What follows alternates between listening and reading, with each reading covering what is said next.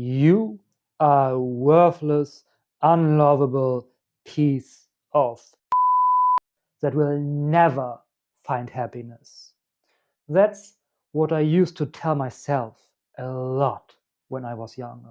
Maybe it's the same for you, or maybe that all happens subconsciously. But the fact is, if you watch this video, you feel worthless, unlovable, or generally unhappy with your life. And you're not alone with that. I used to feel this way for many, many years. And most of my clients had the same struggles. But where do these feelings come from? I can tell you it's definitely not your fault. And it's not who you really are. But let's look at it in depth. So this is your brain. Obviously, a perfect picture of it. And this is some random person, doesn't really matter. Important to understand is that as an adult, we have something called a critical faculty. And this is basically a barrier between external circumstances and what gets installed into your brain. Let's say you drop a glass of water as an adult. You drop a glass of water and this person says, you are an unlovable piece of shit, you are a failure, you cannot do anything right. Then you have this critical faculty and it doesn't go into your brain. This critical faculty makes you think, wait, I only dropped a glass of water, so I am not actually a failure. I am not actually unlovable because I dropped a glass of water. I just dropped a glass of water. It's not that big of a deal. So this critical faculty is basically like a shield between external circumstances and what gets installed in your subconscious. It develops between the ages 3 to 5 years, roundabout. So that means before the ages 3 to 5 years, this critical faculty does not exist. It's not developed yet. So everything that you hear, everything that is said goes directly into your subconscious. It gets even quote unquote worse. Also, everything that happens when you are between 0 to 3, 0 to 5 years old is about you. It's all about you. So I can make this clearest when I give you my own example. So when I was around about 1.5 years old, my biological father left. I've never seen him since. So this is obviously before the age 3 to 5, 1.5 years, which means that I don't have a critical faculty. My biological father leaving meant for me that I must be worthless and unlovable. Why? Because everything that happens before this critical faculty develops is about you. Everything that happens in your life is about you. So my biological father leaving means, oh, he must have left because of me, which means I must be unlovable. I must be unworthy. I must be a worthless piece of shit. And this installed deeply in my subconscious. Now, it's the same for when your parents say or do something, or whoever before the ages 0 to 5, but mostly it's parents or primary caregiver, say or do something like, obviously they don't say this explicitly, but if they say, hey, you are worthless, this goes in directly into your subconscious and says, oh, my mother, my father said I am worthless, so that must mean I am worthless. Again, most of the time they will not say this directly. Often they don't even mean it, but maybe their behavior or something they say registers as you are worthless. It gets directly installed in your subconscious, especially when it happens often when there are many situations.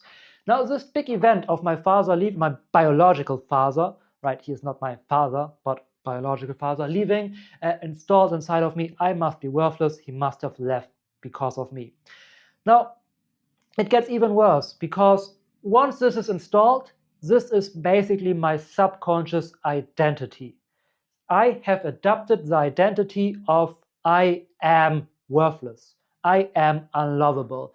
And we always try to reaffirm our subconscious identity. We try to keep it alive. Once it's our subconscious identity, our brain, our subconscious fights to keep this identity as much as it fights to keep your finger or your arm, because it is part of you. How can you find out what your subconscious identity is? Obviously, for me, it was very obvious because I just absolutely hated myself, right? I told myself things like, you unlovable piece of shit, you deserve to be hated, right? I told myself this, actually. So my subconscious identity was very obvious, very conscious, let's say. It's not always that obvious. But look in your life where you have certain ceilings that you cannot seem to get past. Maybe you cannot earn more than a certain salary per year. Then this is probably your subconscious identity. Maybe you cannot find a healthy relationship or no relationship at all. Then this is probably your subconscious identity, that you are a person who doesn't deserve a healthy relationship. Whatever it is, look for these ceilings in your life. Or think about how you think other people see you, right?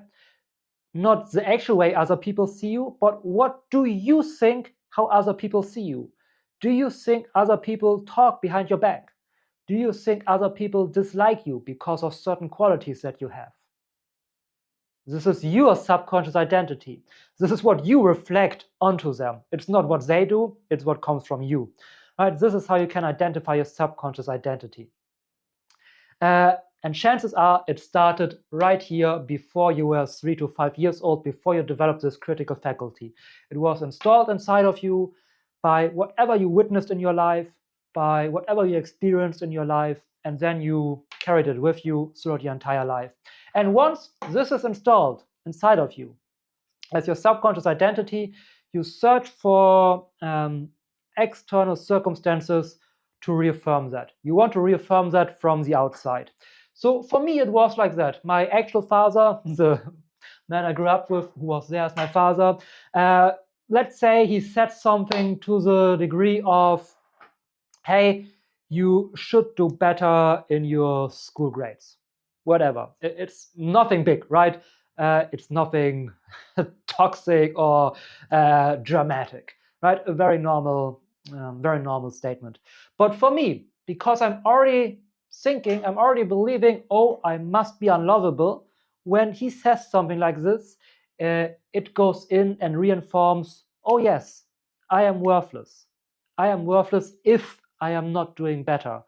I am unlovable if I am not doing everything right for him, right? Because I'm already sensitized for that. It's already my subconscious identity. So everything on the outside, I try to reaffirm this identity within me.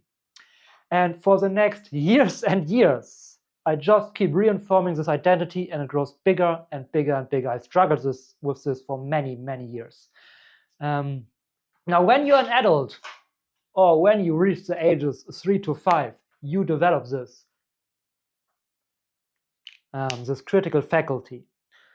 So when someone now says or makes you feel like you are unlovable, it doesn't go in, right? It's basically like a shield. It shields your subconscious. So let's say this person now tells you, hey, you are unlovable. You are a worthless piece of shit because you dropped a glass of water. What do I know? Whatever it is, doesn't matter. Then you have this critical faculty, and this critical faculty can look at this critically at the statement and thinks, wait, I just dropped a glass of water. No, I am not worthless because of that. I am not a failure because of that. I am not unlovable because of that. So it doesn't go in. It basically bounces off this critical faculty and gets not installed in your subconscious. But before that, we are very, very vulnerable to things like that. And it makes biological sense, actually. It makes a lot of evolutionary biological sense because when we live in small tribal environments, we are very dependent on each other, and our brain needs to figure out how to stay safe in this world, how to survive in this world. So it needs to take in everything very fast. And it needs to install safety lessons that keep you alive very fast. So the safety lesson of, oh God, there's a saber-toothed tiger, I should not wander off alone, needs to go in directly and fast, and it needs to be installed very deeply. So it makes sense that in the early years, you don't have a critical faculty that thinks about everything and wonders, should I really do that? Shouldn't I do that? Is this really true? No, it's about survival in these early years. At least it was back in our evolutionary history. These days, it is not anymore. So these things can get installed very, very easily, unfortunately. Was it my fault that this subconscious identity of being unlovable, unworthy got installed inside of me? No, of course, it was not my fault. It was not my fault that my biological father left when I was 1.5 years old and this got installed inside of me. Is it your fault that you feel unworthy, unlovable, just unhappy with life, like a failure, depressed? No, of course it's not your fault that whatever happened to you that caused these things to be installed inside of your subconscious happened to you. It's not your fault. But from now on, because with this video, you know where this comes from, you know why this happened. So from now on, while it's not your fault, it's still your responsibility to work on this, to work on healing this, to work on changing this, because no one can ever do that for you. I'm not going to lie, obviously it takes effort. It's not easy. In fact, it may be the hardest thing you will ever do in your entire life, healing and changing this, rewiring your limiting beliefs. But the alternative is even worse. The alternative is striving with feelings of being unworthy, depression, feeling like a failure, feeling unlovable, just being unhappy for the rest of your life. Maybe you can work on this temporarily, but if you don't work on these deep underlying reasons and causes why these feelings are within you, it will keep coming up again. Now, how can you work on that? What can you actually do? What are some steps? What are some methods? What are some actions that you can take? I've made an entire deep dive around this, and you can check it out right over there.